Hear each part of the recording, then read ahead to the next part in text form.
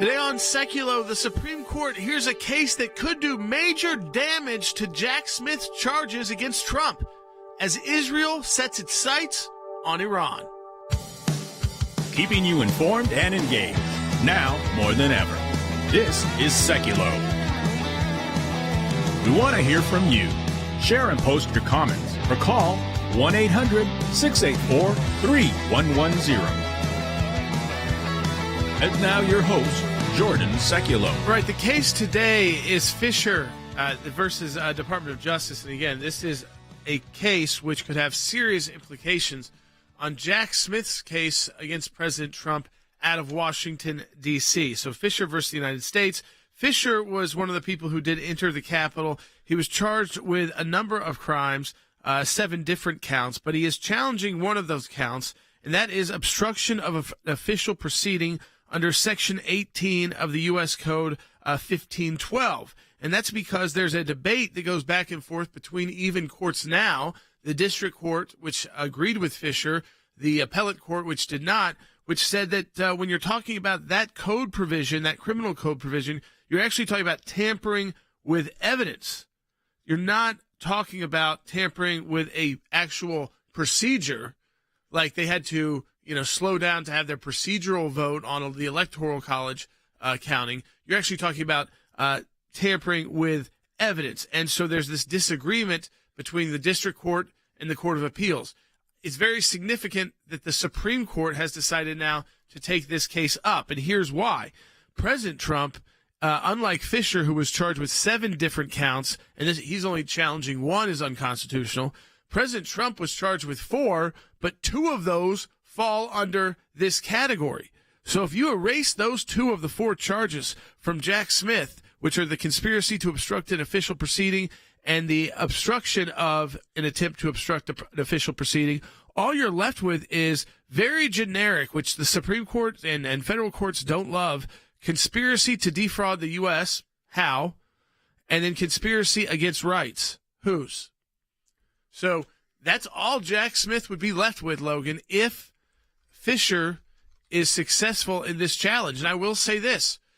Usually you would say with these defendants who are usually found guilty, when they pick out one that they want to challenge in court, the fact that it's made it all the way to the U.S. Supreme Court means there's at least 4 justices on the U.S. Supreme Court who believe that the Court of Appeals is wrong and they're overbroad in their interpretation. I think you need to kind of clear that up so people understand that. To get accepted, for this to happen, it's not like, you just work your way up. No. You work your way up to a certain point, and then they make the decision whether they want to hear it. Right. If the majority of the Supreme Court, I'd say 4 of the Supreme Court justices at least, felt like this was 100%, that they were right at the Court of Appeals level, that it is broader than just actually going in and tampering with evidence, they weren't going to take their time to take another case, high profile, with President Trump involved because of how it would affect his January 6th case.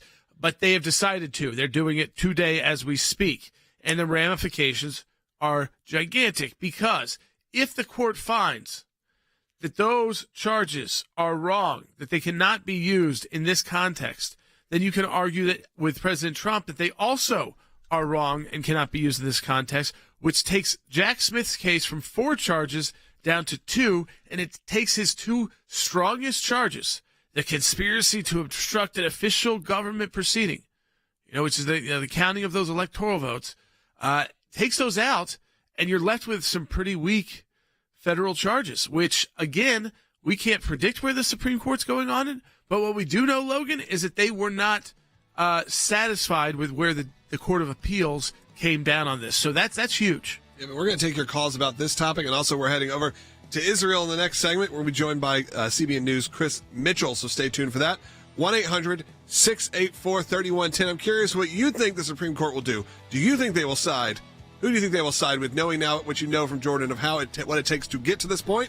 Where do you think they're going to go with this? Love to hear from you. 1-800-684-3110. If you're watching right now, I know a lot of you are, and you're brand new, hit that subscribe button. If you're used to watching, on YouTube or on Rumble, hit that thumbs up, get a comment in there, and vote in the poll if you're on YouTube, because all of that helps more people see this and get our point of view shared. Go to ACLJ.org also to support the work of the ACLJ, and we just launched a brand new petition I think you're going to want to be a part of. We'll talk about that when we get back as well.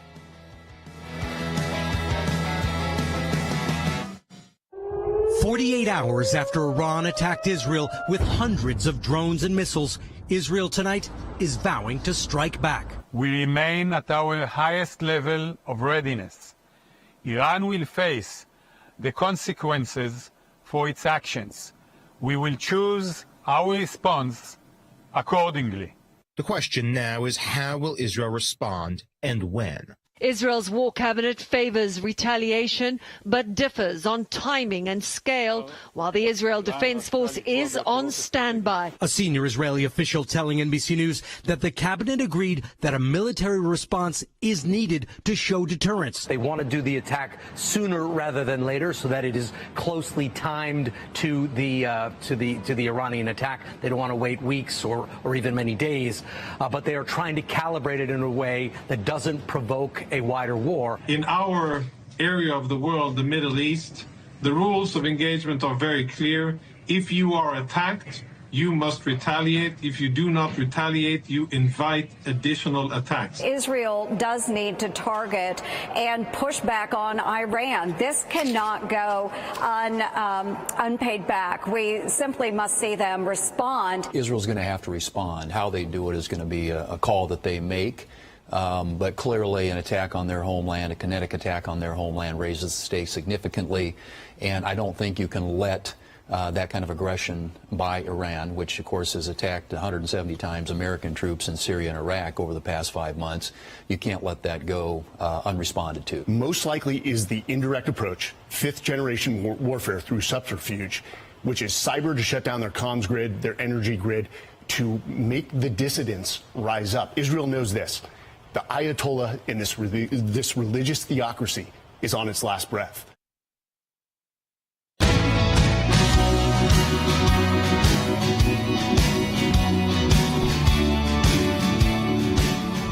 Welcome back to Sekulow. We are joined by a great friend of ours at the ACLJ, and of course ACLJ Jerusalem, and that is Chris Mitchell from CBN News, who's their senior Middle East correspondent. Chris, you spend your time in Israel and the surrounding area. I want to ask you first more of a personal question about being there during this unprecedented attack, on October 7th, and then this unprecedented attack over the weekend by Iran, shooting both ballistic missiles and drones from Iranian territory into Israel. What that was like for you, for your family, and for your friends.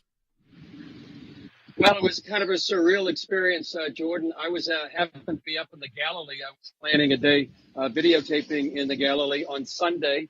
About 11:30 at night, everyone who was getting the news that Iran had launched drones and ballistic missiles and cruise missiles. So I left the Galilee and I drove down to here to Jerusalem. We had a live stream on CBN News that night. And it was a surreal experience because you felt, because the drones took several hours to get here, everybody was anticipating where they would hit, how they would hit. We felt like it was going to be perhaps a massive, destruction or death here in Israel. And so that was a bit surreal. In fact, I got onto the live stream, Jordan, and the host asked me, well, where are these drones coming? And literally moments later, we heard the explosion here in Jerusalem. They were shot. There's stunning video. I'm sure you've seen it over the Temple Mount. Many of these, it look like fireworks. They were all shot down, thankfully, and we heard the explosion and then the air raid siren. I would say that it's a lot different now in a sense because we're anticipating Israel's response and then Iran's counter response. With the possibility that this is going to get much, much bigger. Yeah, I mean, that's kind of one of our themes, and one thing that we are kind of perturbed with the world, and specifically our government here in the United States, is to, they basically said, well, Israel, since we were able to shoot these, you were able to shoot these down, and other partners were able to, keep people relatively safe with minimal deaths caused by Iran, that you really, really shouldn't respond with any kind of military action inside Iran. And, you think about, Chris, this happening to any other country in the world, even if the U.S., you can use an example, but any other country in the world, if they came under that massive attack and their defenses and their allies' defenses, yes, were that good, they still, I don't think, would just respond with, hey, let's put some sanctions. Now, I know Israel's in a different spot. They're not one of the biggest countries in the world. So we'll leave it to Israeli leaders to decide what's best for Israel. But the idea, the immediate world reaction is don't hit back. Exactly. And, I think President Biden put it this way, you got to win, take a win. And, so many nations urging restraint. But as to your point, what other nation would allow 350 drones, missiles, ballistic missiles, and cruise missiles to be fired at them? And even though it was a great success, you have to fight back. Jonathan Conricus, we've had him on our show as well. He made the point, the rules of engagement here in the Middle East, if you get hit, especially from somebody else's territory, you've got to hit back. So Israel has to have a response, and it has to be likely on Iranian territory. When's that going to happen? Remains to be seen. I'll tell you one possible scenario, and I just got off the phone with Jonathan Conricus. He thinks maybe Israel's going to take a bit of time to allow this coalition to build with the Arab nations and the United States, almost let Iran stew for a bit, whenever Israel's going to respond. And maybe it's after Passover. Passover starts next Monday night for about a week, celebrating the Israelites' deliverance from Egypt. And I would add this, Jordan, a lot of people believe it was miraculous what happened the other night, that 99% of these 350 drones and missiles were shot down. Even I was talking the other night, or listening the other night, to one of the men who actually developed the Iron Dome anti-missile system. He thought it would be successful. He had no idea it would be this successful.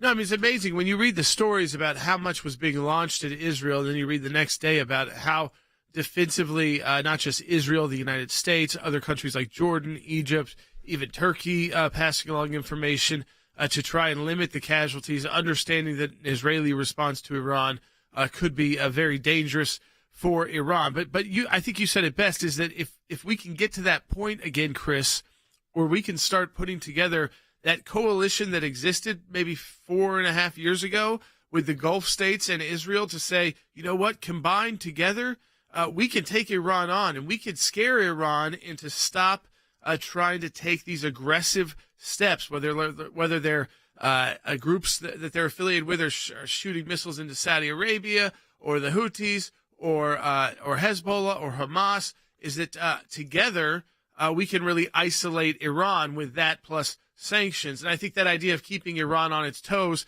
not knowing how Israel may respond, is probably the best strategy. But I would imagine, again, any other country that faced this, Chris, I just can't imagine the world coming out and saying, please don't do anything. Yeah. And, you can go back even before October 7th, Jordan. Yeah, I mean, if it happened to the U.S., Chris, we would flatten the country that did this to us. Yeah. And if you count all the rockets from, say, 2007 when Hamas took over Gaza, you're talking about 14,000 rockets. What other nation in the world would have accepted that? And it really became a bit of a lifestyle. People accepted the fact that rockets would eventually come, but what other nation would actually accept that? And to your point about the coalition, Jordan, the UAE and Saudi Arabia and Jordan, all sort of stepped out of the shadows.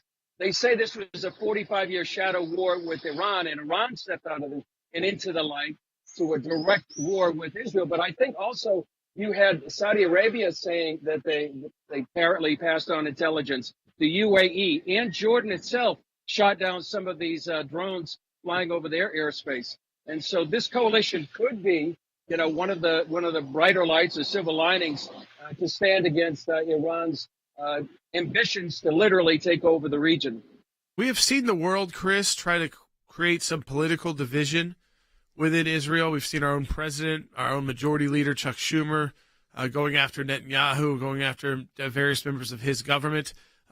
Inside Israel, is this a uniting moment? I mean, it's been a lot for the Israeli people to take on. I mean, from October 7th and still dealing with that and the conflict in Gaza, and IDF troops are being killed there each day fighting back against Hamas, to this unprecedented attack by Iran. This is something we have not seen. Iran crossed this kind of red line. I mean, it's a lot for Israelis to kind of just accept as a country that is pretty good about life goes on. This has been a very tough stretch of the last 6 months. Very, very tough stretch. I've heard somebody say Israel really needs a hot bath and a good night's sleep. But more than that, you could almost call it, I think we're at 190 days. They almost feels like time has stopped on October 7th. The Israel of October 6th is not the same as October 7th. October 6th and before that, it was very divisive with this whole idea of judicial reform. October 7th was a uniting aspect to this country like never before, I think, the unity. And unfortunately, there have been attempts to sow discord, like Senator Chuck Schumer, and we've been reporting and others have reported on trying to undermine the Netanyahu government. And I just saw a poll yesterday or the day before that really Netanyahu leads in the polls right now. And I think Israelis, first of all, don't want any foreign power, even the greatest ally, the United States, to interfere with their own politics. And I think they agree with the goals of the war and that Netanyahu is espousing to providing that they want to eliminate Hamas, they want to destroy Hamas, and eventually, and then the next thing is going to go to Hezbollah. And as we know, maybe in a day, 2 days, 2 weeks to go Iran itself. Chris, we appreciate you joining us live from Jerusalem. Chris Mitchell, senior correspondent with CBN News in the Middle East, and we appreciate all of your insight, Chris. I also, Logan, we've got a brand new petition up at ACLJ.org, and we were writing this yesterday. I was out sick yesterday, but I said, one thing I want to do is make sure we've got a brand new petition up about letting Israel decide how to defend itself. Yeah, when you have President Biden I don't want to hear saying, from Biden. I don't want to hear from Schumer. I don't want to hear from the UN. I want to let the Israelis decide if they want to move to the path of sanctions, if they want to wait a little while and build a coalition, let them do it. Stop putting this world pressure on them after these unprecedented attacks of October 7th and now over the weekend by Iran. And this petition says, let our ally decide how to respond to Iran. And that's what you're signing on to. That's right. You can do that at ACLJ.org. When you hear people like President Biden telling Benjamin Netanyahu, take the win, your defenses worked. That's not how it works. Be part of that right now. ACLJ.org to sign that petition. You'll see it right now live. You'll see it on the right-hand side of your screen if you go there. Do it right now. We just launched it, so only 50 people have signed it so far, but the goal is 50,000. So go do that.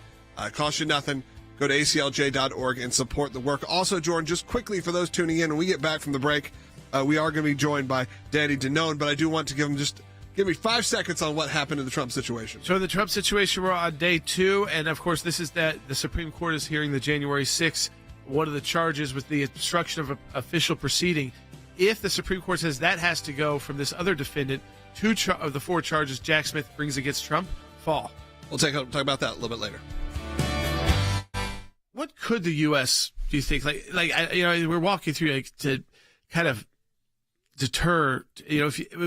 Maybe you can't get specific, but basically make clear, to Iran, you take these steps. We're going to be standing beside Israel, and this could be maybe it's strong language, but this could be the reason why your entire Islamic Republic is destroyed because of decisions like you said, Secretary Pompeo, that they have decided to make, that they have decided to take these aggressive steps and coordinate and fund Hamas to carry out the October 7th attacks at Hezbollah and in Syria and all these other areas where they try to destabilize in the Gulf states as well. And there might be pretty widespread support from those Gulf states and other major Muslim countries in that region who are also sick and tired of Iran supporting groups that are firing missiles into their country. I know they might not love saying it. The scope and nature of the responses are highly varied. You can make them very nuanced. So we ought to be, I hope they've thought about that in the Biden administration. We thought about it all the time. How is it that we restore that deterrence if it should be the case that we lose it? And then finally, not only is it about the effort that's undertaken, call it a strike or a response or how we counter, but what's really important is convincing the Iranian regime that the American leadership is capable and serious and competent. And when it comes to deterrence, right, Vladimir Putin rolls into Ukraine. We lose 13 Americans in Afghanistan. Now we have the catastrophe that is the Middle East. America is a lot less secure and a lot less safe when we don't have leadership in the White House and at our security agencies that are focused on merit and on deterring the bad guys from doing dangerous things to the United States of America.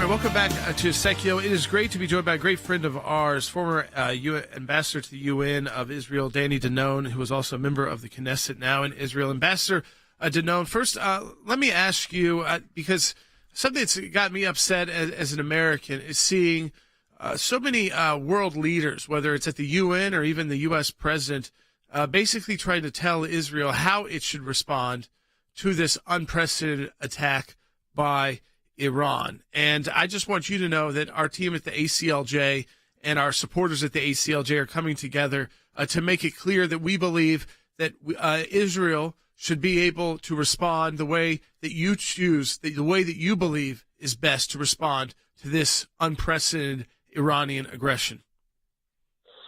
Well, I agree with you completely. You know, we appreciate the support that we receive from different countries. But let me ask you that. Do you really think that if the attack was on London, for example, Prime Minister Sunak would have said the same, you know, show restraint? Or President Macron, if France was under attack from Iran? So I think we should be polite, tell them that we respect their opinion. But at the end of the day, we have to do what's important and for our security. And that's why I don't see any other option only to retaliate to this aggressive, unprecedented attack. And I believe it will happen. I don't think we have any choice.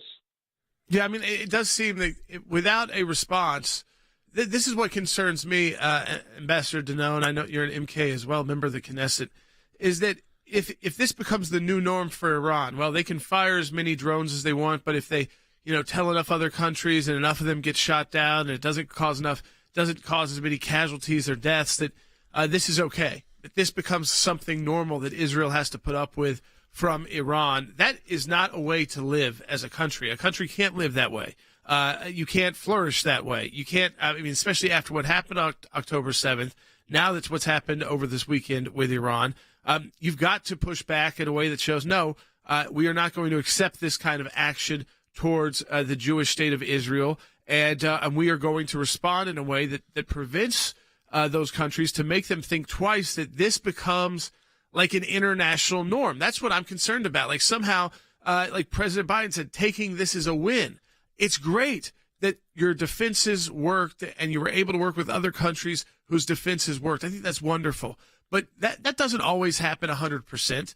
It did this time, and that's wonderful. But this cannot become the norm with Iran and Israel, where Iran gets to fire off whatever they want at Israel, including ballistic missiles, and Israel can't respond.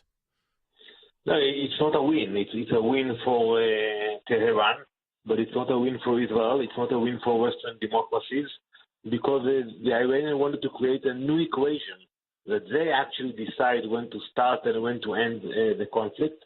And next time, who knows what will be their excuse to target Israel again.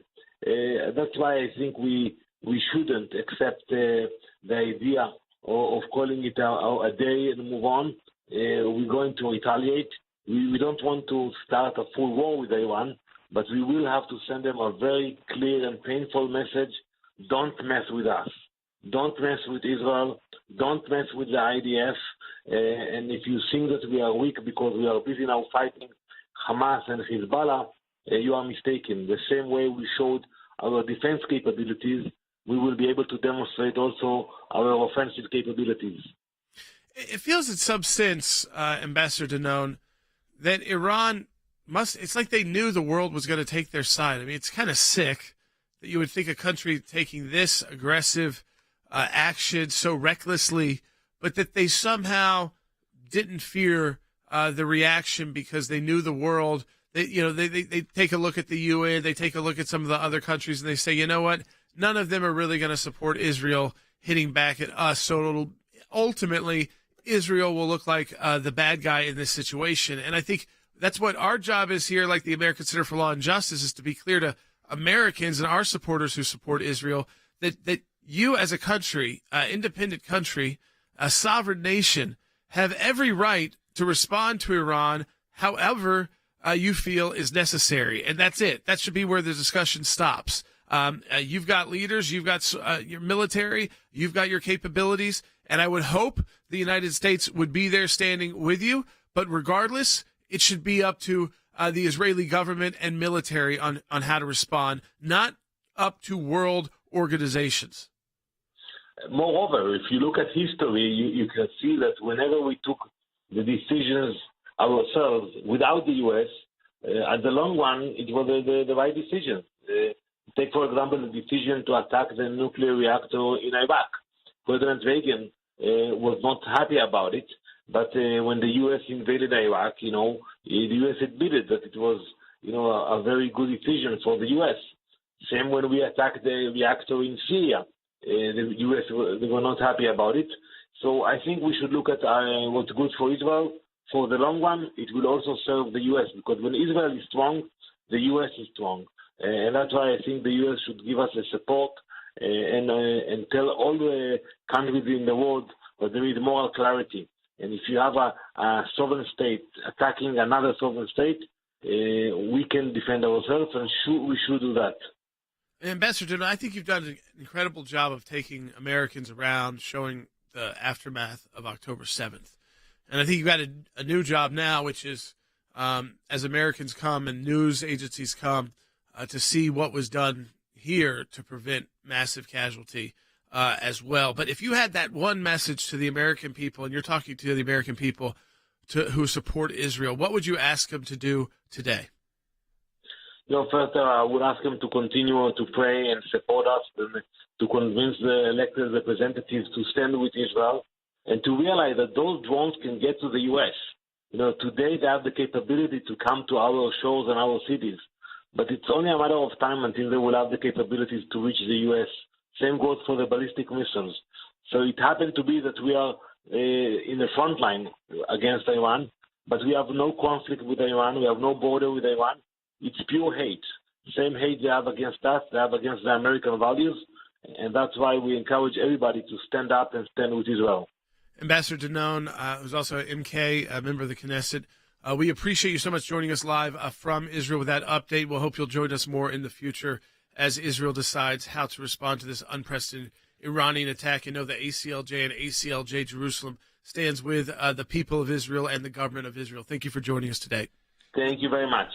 Thank you. We have, we're wrapping up. We're halfway through our Life and Liberty Drive, and we really want you to be a part of it in these final 2 weeks. Now, a lot of you have just joined us right now on YouTube and on Rumble, probably saw the headline. When we get back, we're kind of resetting. We'll jump right into what that breaking news is. But for those of us that are wrapping up this first half hour with us, I want to tell you about the Life and Liberty Drive and the new petition we have just launched. Like I said, we're in the final 2 weeks here. Your tax-deductible gifts to the ACLJ will be doubled as we defend life and liberty here and across the globe. For the first time in history, we obviously saw Iran launched that massive aerial attack on the Jewish state of Israel, and they must be allowed to defend themselves.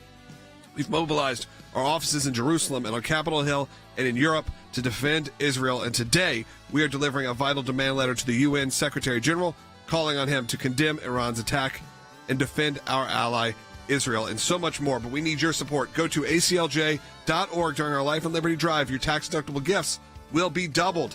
Again, during our Life and Liberty Drive, the gifts are doubled. Take action with us also and sign that new petition. Do that right now. I'll give you an update on that number as well when we get back. Just a short 1-minute break. We'll be right back.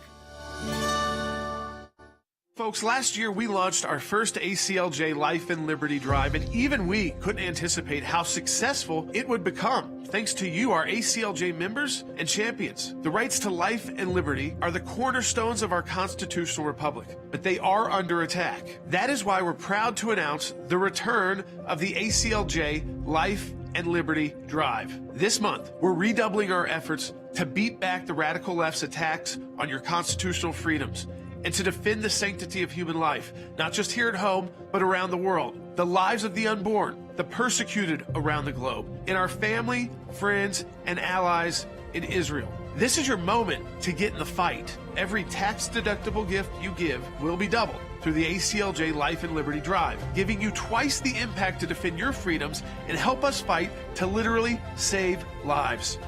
This is your time. Go to ACLJ.org right now and join us in this fight. Keeping you informed and engaged. Now more than ever. This is Sekulow. And now your host, Jordan Sekulow. There's a major case up at the U.S. Supreme Court today. It is Fisher versus the United States, and that's because Fisher is one of the people who was part of the riots January 6th. He was charged with 7 different counts. He's only challenging one of those counts at the U.S. Supreme Court. He's made it all the way to the U.S. Supreme Court. He won at the lower court, lost at the Court of Appeals. It's the provision on obstruction of an official proceeding, which is 18 U.S. Code Section 1512, because there is a difference between how it's being interpreted. The lower court said that would be tampering with evidence. The appellate court said, no, it's broader than just tampering with evidence. It's actually the proceeding itself. So that means there are at least 4 justices on the U.S. Supreme Court who believe that the Court of Appeals is wrong, that the district court might have had it right, that it was more about actually some kind of tampering with evidence, and it was too broad to assert this against this defendant, Fisher. Well, if that's the case, if the Supreme Court were to find that, 2 of the 4 charges that Jack Smith is bringing against President Trump in the D.C. federal case could fall, because 2 of them are connected to that charge, the conspiracy to obstruct an official proceeding and obstruction of an attempt to obstruct an official proceeding, which would leave Jack Smith with only 2 weaker charges, a conspiracy to defraud the U.S. and a conspiracy against rights, which, again, those are kind of broad. Supreme Court doesn't love those. So, again, this case has big ramifications, not just for Fisher himself, but for Donald Trump in the future as this case progresses, Logan. Yep, let's go ahead and take a phone call related to it. Let's go to Ralph, who's calling in Louisiana, listening on the radio. On line 2, Ralph, you're on the air. Yeah, I happen to be a human being, and if people come and try and attack me, just like those justices on the Supreme Court, they are human beings too. When you show up to someone's house and you try and do their family harm, if they're a judge, do you honestly think you can stand before them and get a favorable ruling any time after that? I dare say that they will ever see a favorable ruling again in the Supreme Court of the United States, because they have unwittingly biased the judges by going to their homes and trying to attack them and stuff. We obviously saw that a lot. And Ralph, thank you also for clarifying that you're a human being. I think that is something that we need to make sure our callers, not extraterrestrials. We appreciate Ralph. But that is this with Brett Kavanaugh. I will tell you, these judges go to great extent when they get into those chambers to divorce that personal life. Yeah. That's how they make it there. From the law. And that is how they make it there. They make it there by having that ability to do that, by taking their personal biases and putting it aside. Now, does that always mean that it won't inform them, of course, how they grew up, how they live, and experiences they have? No. And of course not. Like, I think you're right to an extent that, like, that's going to help, that's going to also come into play. But when they interpret laws about, is it a conspiracy to obstruct an official proceeding by just going in and shouting, or did you have to actually tamper with some kind of evidence? That's pretty cut or dry, if you believe one or the other. And then I don't think you have to get into the violence so much, or the knocking down doors. You just say, is it enough to go in there and scream and shout, and where they have to delay it, or does it take another step, a step where you're actually, again, are tampering with legal evidence to try and obstruct an official proceeding? And that's the issue up before the U.S. Supreme Court today, and it will have huge ramifications on Jack Smith's case against President Trump out of the D.C. Prosecution. I always almost call it persecution, but prosecution out of D.C., because that one, again, is going to be looking clearly at where the Supreme Court comes down, because 2 of the 4 charges against President Trump are charges related to this section of the U.S. Code. I want to let everyone know that's on hold. We're going to try to get to as many of you can. In the next segment, we got Rick Grinnell. And then after that, we're taking as many calls as we possibly can. So stay on hold or give us a call at 1-800-684-3110, 1-800-684-3110. Obviously, we head into this break. Support the work of the ACLJ by going to aclj.org, as we are in the final 2 weeks of our Life and Liberty Drive. Scan that code if you're watching on YouTube or on Rumble. And if you're brand new on YouTube, you know what I'm just going to ask you to do? I'm just going to ask you to subscribe. Click that subscribe button and hit that thumbs up. It means a lot to us. We do this show each and every day live. So be a part of it. Again, that's at aclj.org. All donations are doubled throughout the month.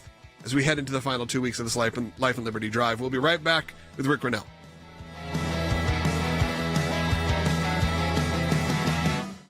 So break it down for us. Day one, what, nearly half or more than half, I guess, of the jurors just dismissed because, of course, they're biased because we are in New York City where 88% of the city voted for Biden in 2020.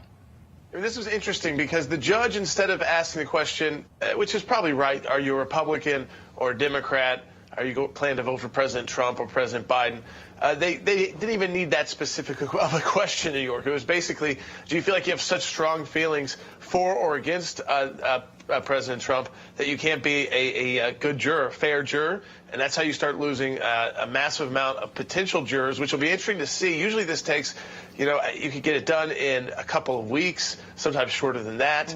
But again, remember, President Trump has to be there. And so this is time off the campaign trail. Everything about this is unprecedented. Do you see the former president taking the stand in his own defense in this? You never know. I've been in a lot of discussions with the president about that. Should we do this? It went back to Mueller and our advice and the back and forth there. I think on this case, again, it will just depend on how the legal team feels their situation is going. They're going to be reading the jury specifically. The judge may try to jump in and again, try to keep President Trump quiet on things he doesn't like. But I think ultimately, those decisions are typically made if you feel like you've got the jury kind of right on the edge, but you've got to do something almost spectacular and a little bit dangerous, because once you open him up to that, then, of course, the prosecutors get to use all of their questions. So, I mean, the prosecutors would, in their mind, love it. I want to say, though, taking on President Trump that way verbally may become their worst nightmare if they actually go that route. And I think it will all depend 100% on where they feel the jury stands. Do they have to do something kind of extraordinary, which is put the defendant up to testify?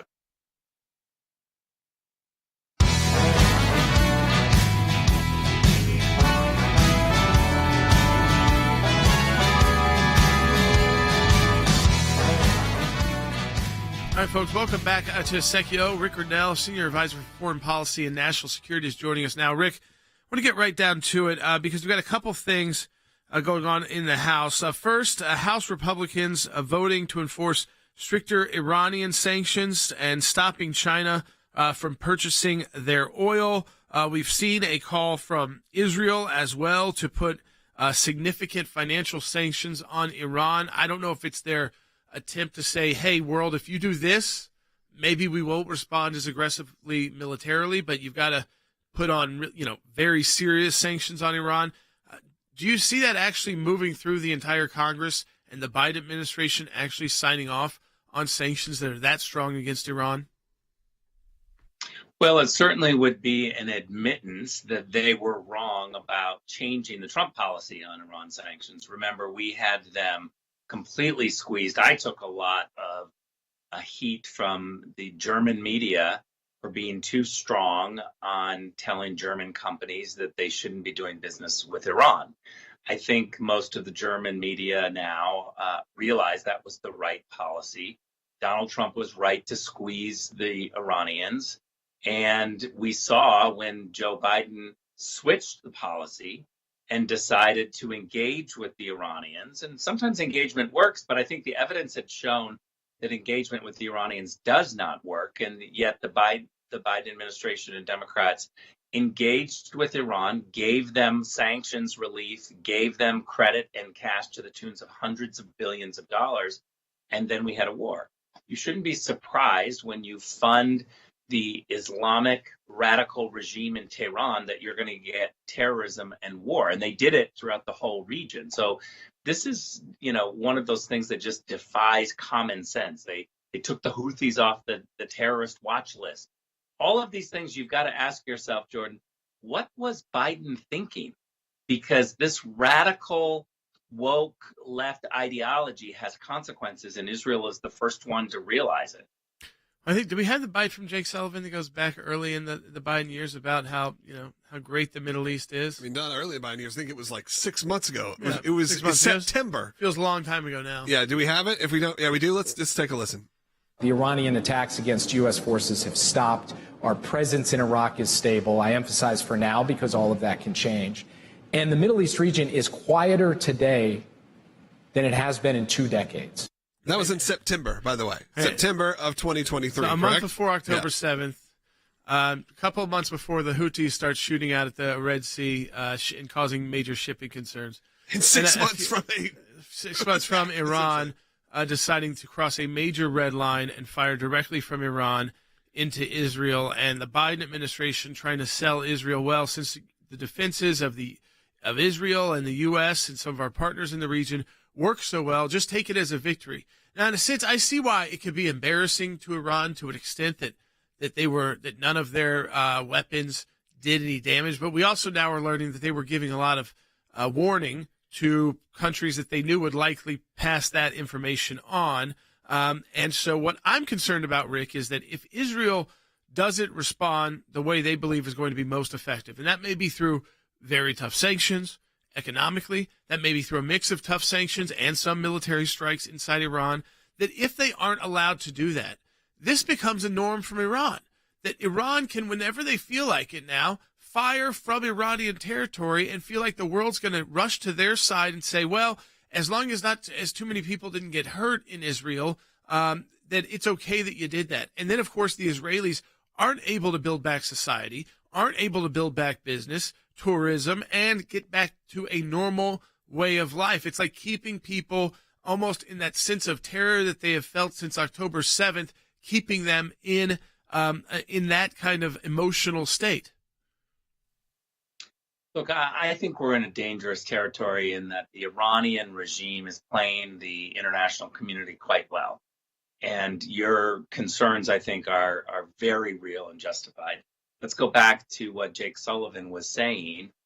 If Jake Sullivan was being truthful in that moment, then he obviously either wasn't getting an intelligence briefing, or Avril Haines, our DNI, didn't understand what was happening in the intelligence, because now we're told that the Iranians have been planning it and there was all sorts of chatter. Why didn't our intel know that this was being planned? I see the American intel leaks that are trying to blame this squarely on Israel, but make no mistake, this would be a disaster for the American intel if we knew that October 7th was being planned, or I should say, if we didn't know that October 7th was being planned. That would be a total disaster. I did see Avril Haines in the war room, in the Situation Room with Joe Biden yesterday. I would like her to answer more questions. I think Congress needs to push her more and the media need to push her more, because the intel that we're receiving has been very inconsistent and very inaccurate and not helpful. And so we've got to fix this. We still have an intel problem. I mean, Rick, the position from the United States right now has been Israel, and again, when I say U.S., it's the Biden administration. It's been Israel, don't react with military, take it as a win that, you didn't have a lot of casualties. Your defense systems worked. We worked with you. Other countries worked with you. So Iran, really they're kind of a laughing stock that they try to do this. But again, I would go back to that idea of if this is just round one of what Iran is going to try, you can't live that way. And so the message, what is the message that should be coming from the United States to Israel? I mean, our message from the ACLJ to Israel, from our supporters in this brand new petition we've launched, is that they support whatever Israel decides is the best option, to let Israelis and their government decide. If the best option is to pursue really tough sanctions and limited military strikes, so be it. If they believe it's more military strikes and less pursuance of the sanctions, that's okay too, because Israelis will make that decision.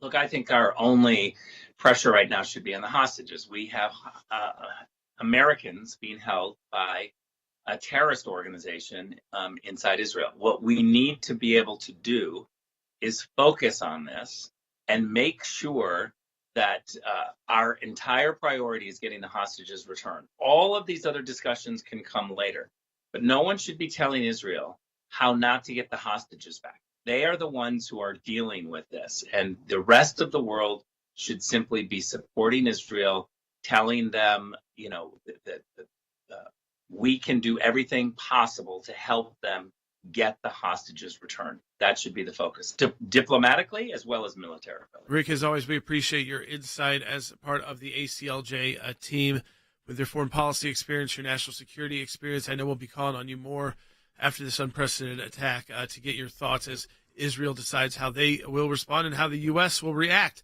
to those responses and how the world will react to those responses. Thank you, Rick, as always. All right, let's go ahead and take a phone call. Let's go to Julie, who's calling in California on a similar topic. She's watching on ACLJ.org, which we appreciate. Thank you during this Life and Liberty Drive. It's always great to have people watching on our website. Julie's calling, though. Like I said, California, she's on the air. Go ahead. Hi, Logan and Jordan. I completely appreciate your analysis of this and all situations. It's so educational. And I am a monthly supporter, and I'm glad for the doubling our support this month. Thank you. Thank you so much. Okay. I have a question. What if the missiles from Iran had actually hit the Dome of Barak, which is what they call it, above the Temple Mount, which they deliberately built on top of the Jewish site centuries ago? What if it had actually hit and destroyed the Temple of the Mount? How would the Arab world, the Muslim world, respond? You know, I think they'd have two responses. They would either blame Iran, and listen, there's not a lot of love in much of that Islamic world for Iran and for many of their actions. So I'm talking about the Gulf states and Egypt and some of North Africa.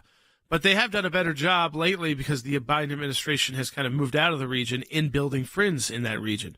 So that's one you'd look at. You'd say, okay, well, they give Iran a pass because they've been selling cheap oil.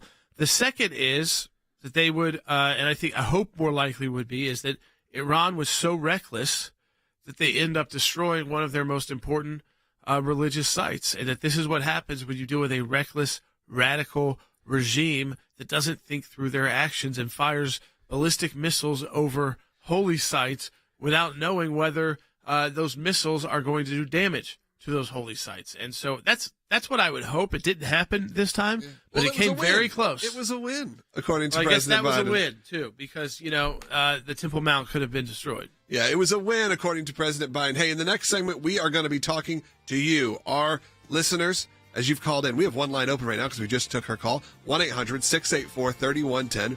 1-800-684-3110. Oh, it's ringing now, so hopefully we'll get to as many calls as we can in this next segment. As we are halfway through our Life and Liberty Drive, we could use your support. But while you're at it, if you're brand new to us on YouTube or Rumble or Facebook, however you're watching us right now, I encourage you to subscribe, to like, to comment. All those things matter. Hey, if you're watching right now in the comments, in the break, I want to see where everybody's watching from.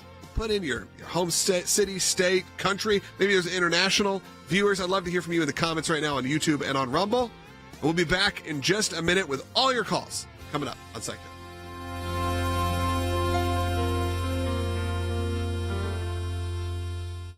House Speaker Mike Johnson says the lawmakers will soon vote on separate aid packages for Israel, Ukraine, Taiwan. The plan is similar to the $95 billion deal passed by the Senate, but with separate votes. We didn't think it was fair or right for the House to be, rolled by the Senate. They sent us a large bill where everything was merged together, the Senate supplemental. That was not the will of the House. The will of the House is to address it in single subjects, in regular order, in a regular process with an amendment process.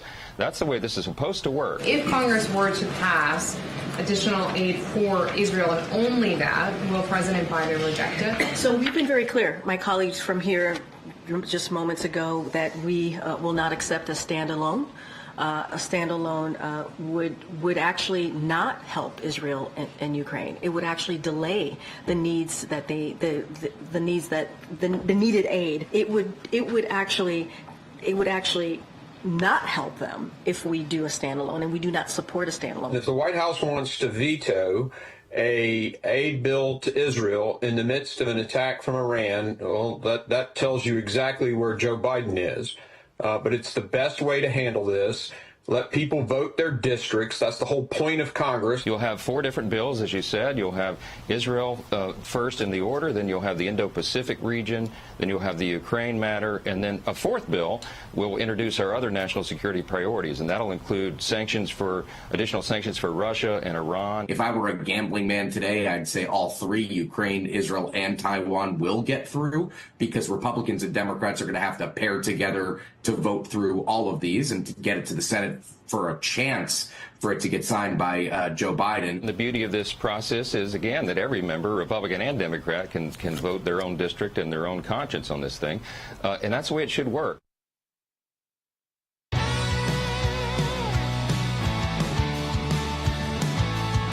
Welcome back to Sekulow. This last segment, we like to take as many calls as we can, and there's a lot of you been holding for a half an hour or so, so we're going to take to as many of you as we can. Dustin's calling.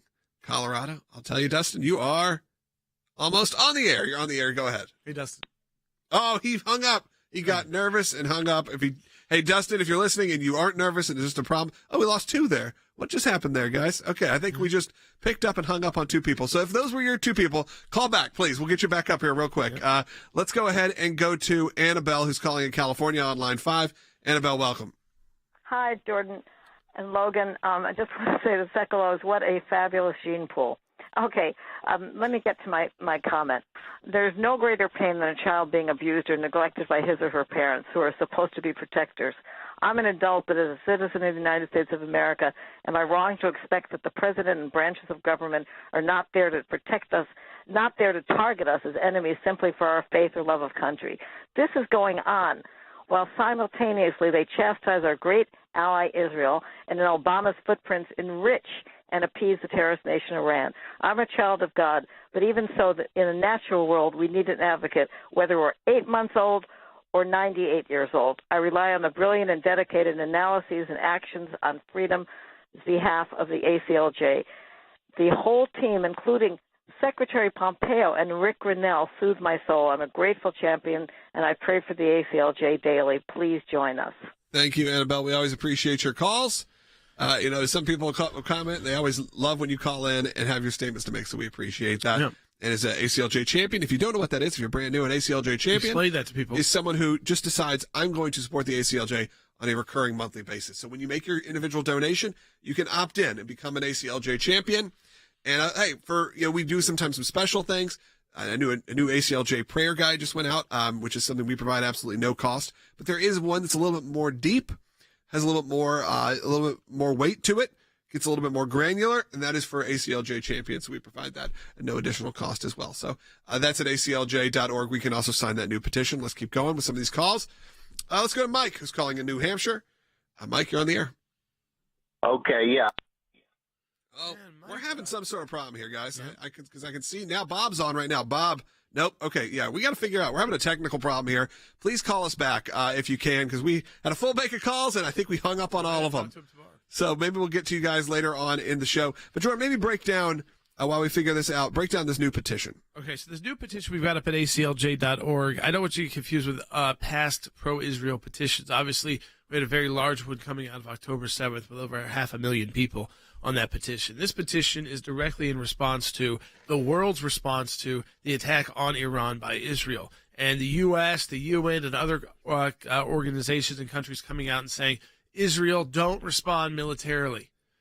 And you're like, if this was any other country, there is no way this is what you'd be telling the country to do. And if it was your country, if it was the United States, it wouldn't have even taken this long. We would have responded by flattening the country that did this to us. And even if our defenses worked well, because we're not going to live under that constant threat. Because we know if you live under that constant threat, what doesn't work, Logan? Your education system, your business, your way of life. You can't get back to normal. No, I mean, if you're always fearing a massive Iranian attack. Yeah, Israel is also one of the largest things is tourism. Right. Obviously, if you're a tourist and you look up and there's rockets headed your way or missiles heading your way, not exactly going to encourage that.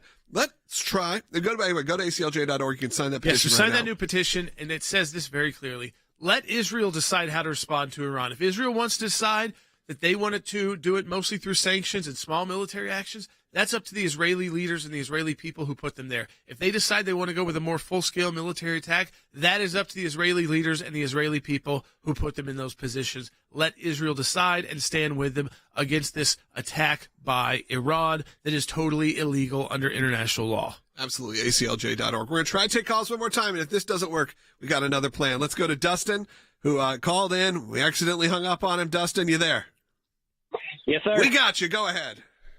Thanks for picking up my line, guys. I was wondering if you guys could shed the light, because, you've been talking about Biden and everything. How could he possibly, say not to retaliate, tell Israel not to retaliate? This is the same guy that sticks the FBI's on non-woke parents for speaking at school boards. You know what I mean? Right, absolutely. It's because they don't want anything that mess up what they're trying to, what they think they can do with Iran when they have, as Rick Grinnell says, when they have their espresso together in Geneva. And it's an election year. It's an election year, and it makes them look rough. And, and instead of an election year where he wants to go to war with Iran, it's obvious that President Biden wants to be seen as some kind of peacemaker. But it's very hard to be seen as a peacemaker when this kind of violence has broken out all over the world, specifically in the world's, I'd say, the hotbed of the world, the Middle East. All right. Thank you, Dustin, for calling. Let's try Ronald now in South Carolina. You're on the air. Hey, thanks for taking my call. One thing I would comment is the fact that the attack that Iran had done against Israel was, I believe, a ploy that would lead to a bigger assault in which they're just causing them to expend their weapons and ammunition, and then realizing that the bill is being held up in our Congress that's supposed to supply them and everything. So maybe it's a ploy while they're preparing for a frontal assault that would leave them weakened. We can't hardly do anything because I think Professor Hutchinson already spoke about that we're not in a wartime mode for our ammunition manufacturing. And so listen, I think around you bring up something very interesting, which is that we think that this is listen, it's a victory for Israeli defenses and for the region that they were able to stop mass casualties from occurring from this Iranian attack. That is great. It's wonderful. At the same time, to prevent those mass casualties cost billions of dollars of military equipment spent, like you said, and resources. You've got to then replenish those resources immediately because Iran could do this at a moment's notice. Yet again, it's a much bigger country than Israel. So you've got to make sure that is Israeli funding, which now Speaker Johnson has got separately, will be voted on. So it won't be voted on together with Ukraine. So hopefully that makes its way through the House and the Senate and gets bipartisan support, so that Israel can begin to rebuild the weapons it needs to make sure that the Iron Dome and David's Arrow and these other devices that were utilized to protect Israeli citizens, that they are replenished. Because I think you're absolutely right. One of the victories of these terror groups is to deplete your resources. It's to tire your people out, deplete your resources, and for people to think of you as a dangerous place in the world, Logan. Yep. Like you just said, Israel is a major economic power. Israel is a major tourist power. Right now, it's hard to think of Israel as either of those because of what's happened on October 7th and what happened this weekend. Yeah, but you only got a couple of seconds, Mike. I'm sorry. Let's go to Mike in New Hampshire. Mike, I think you can take us home with this statement. You're on the air. I do not think this is a win for Israel. If anything, it's a win for Iran. What this demonstrated was that no matter how effective the Iron Dome is, and the air forces of the British and the Americans and the Israelis and the French are in keeping out 99% of the missiles, a few still got through. It only takes one with a nuclear warhead to wipe out maybe hundreds of thousands of Israelis and to do who knows what kind of damage with respect to Mike. What we know, this was a test. Did Iran fail most of the tests? Yes. But did they get the answers they wanted? Probably, which is, what do we have to do to get past these Israeli defense forces and their allies so that we could deliver a bigger blow while we get the world to say to Israel, don't shoot back at those military installations that shot off these missiles at you, Israel. It's why our petition is clear. Let Israel decide how to respond. Let our ally decide how to respond. You sign that petition at ACLJ.org and make a donation of the Life and Liberty Drive. Double the impact your donation. I mean, this is the time to do it, folks. Go to ACLJ.org. Support ACLJ Jerusalem right now on ACLJ.org.